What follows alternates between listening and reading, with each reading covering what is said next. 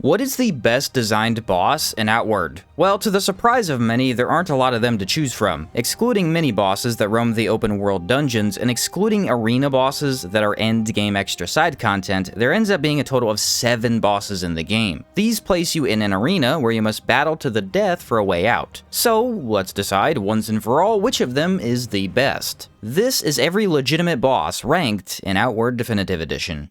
The Giant Horror and Elemental Parasite are a duo fight that takes place during Rust and Vengeance. You enter a corruption-filled arena and must fight a large, corrupted giant. It's pretty obvious that this used to be a giant based on how he fights and looks in general. While he is a really fun boss, the guy is often far too easy. Mainly due to him being a scourge, you can instantly assume he's extremely weak to lightning and resistant to decay, which would be dead on. He also isn't given enough health for a boss because he's a duo. Halfway through the encounter, his backpack will drop off and become a separate entity. This is the Elemental Parasite. Really unique take on a duo fight, for sure, it's just that you typically steamroll him far too quickly. Hey, I'm okay with an easy boss from time to time, don't get me wrong, but this one feels off in some way. Corruption is supposed to be a major factor as the air around you builds up the status on top of his attacks doing so as well. And once the backpack is in play, you get pelted from afar or exploded while up close. Everything feels great to me except for his damage. Since you take him out so quickly, it seems odd that he can't really hurt you much. Gotta say though, the Eyeball Parasite looks super cool and absolutely should have been a backpack we could get. Great boss for the first few times you fight him, but once you know what to expect, he's nearly a guaranteed win. C tier.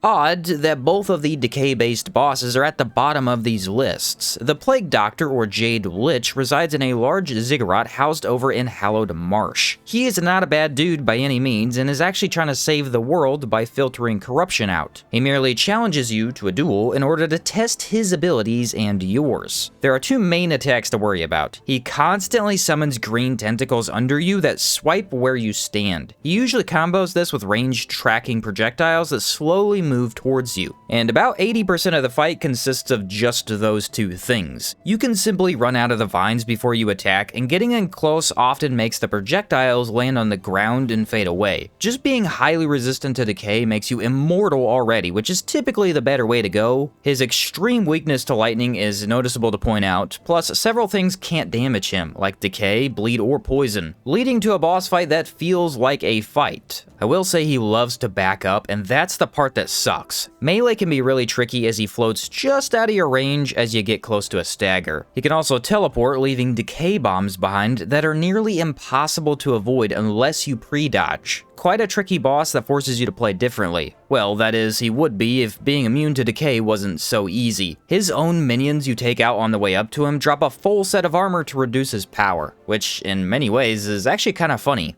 B tier.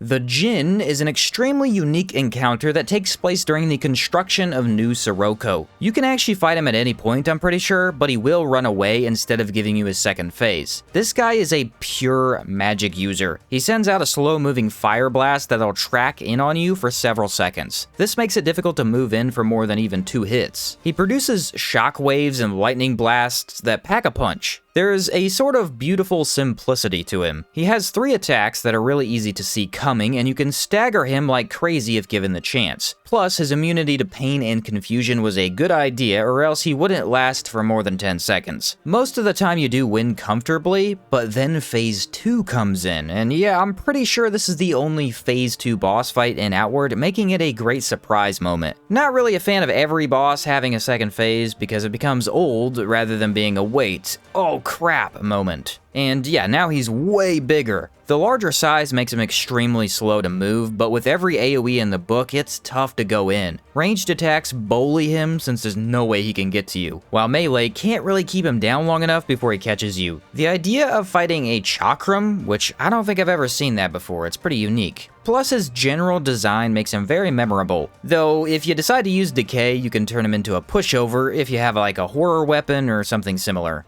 A tier.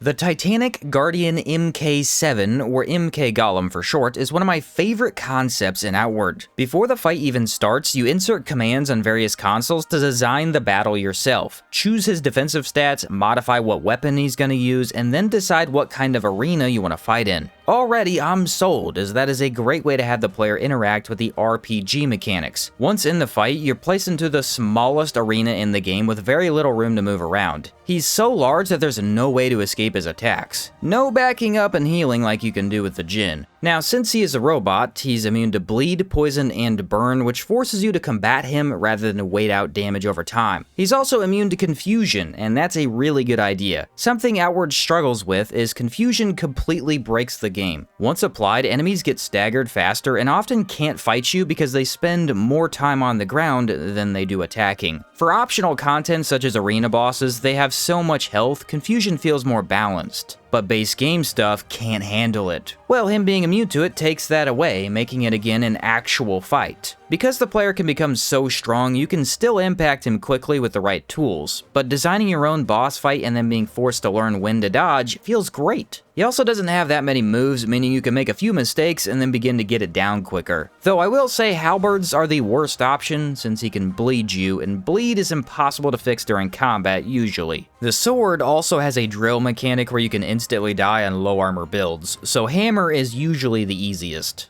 A tier.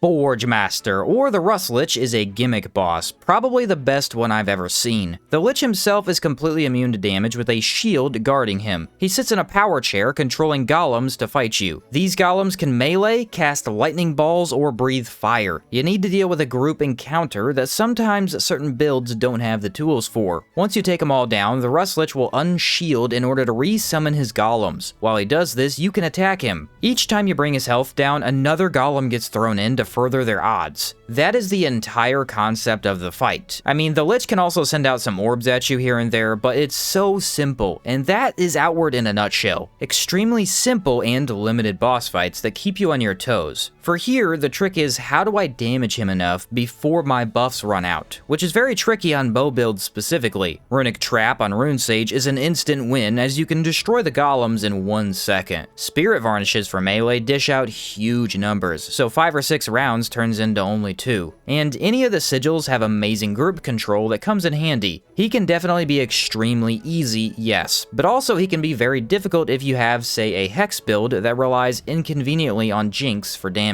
This is a fantastic concept for a boss that once again prevents infinite stagger from being a problem, as I don't even think you can stagger the guy at all. My only issue with him as a boss is the rewards you get after such a perfect quest are kinda mediocre. His armor is definitely good for mages, but that's about it. S tier.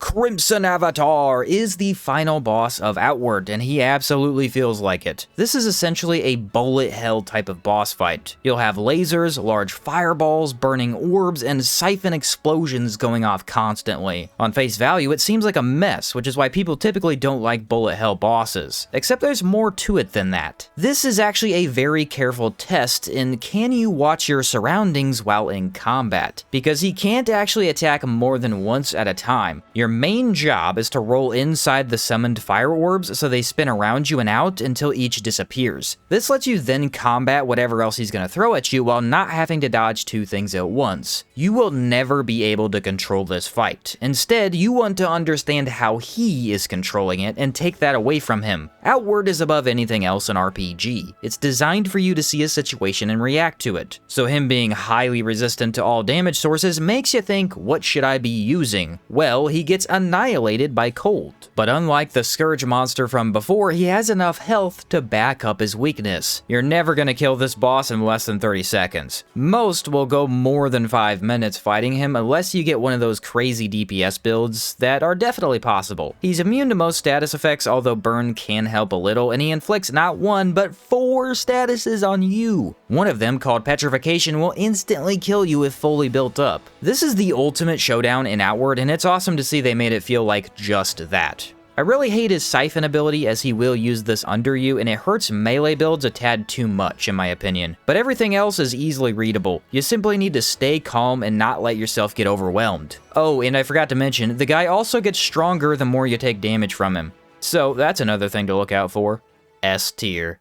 In the end, what is the best boss in Outward? For me, that has to be the Lightmender, or the Gold Lich, as some call him. He is not nearly as difficult as the Crimson Avatar. He isn't even required to fight like the other story bosses, but his encounter is perfect and feels like a side story of its own. You'll see this enormous spire from anywhere in the swamp. It is easily the largest building in the entire game. Once inside, you fight an army of lightning golems powered by magic. Accessing portals takes you up floors to the throne room, where you engage with the Lightmender. Once again, I do think there's beauty in simplicity, and this personifies that. He's a floating mage who throws lightning balls at you. That is his most common attack, slightly delayed to roll catch you if you're a bit early. The way to stop this attack is to get in close, where he will either melee or stop to cast a large AoE of lightning. Being weak to decay does mean horror weapons stomp him into the ground, but I love how this fight feels overall. I can wait out an AoE to then rush him before he gets ready again. I can stall until he throws a spear to then punish the timing. You can also sit back and range him easily, as the orbs aren't hard to dodge from far away. This boss is just fun to fight. Not to mention that after you beat him, he can't die because he's a lich. He says he's just gonna do whatever he wants anyway. It takes us saying we're gonna fight him every single week for the rest of our lives for him to back down. In the end, he just plans to wait until you die before doing what he wants. This can absolutely be its own side quest. I also think this is the only boss in the game that has a suitable reward for who he is. Did you just kill an unstoppable lich made of pure light? Well, now you got some of the best mage armor in the entire game. Maybe he should have been immune to confusion, just because that does make him a little too easy. But that doesn't bother me much, and he's always been an encounter I look forward to on every run.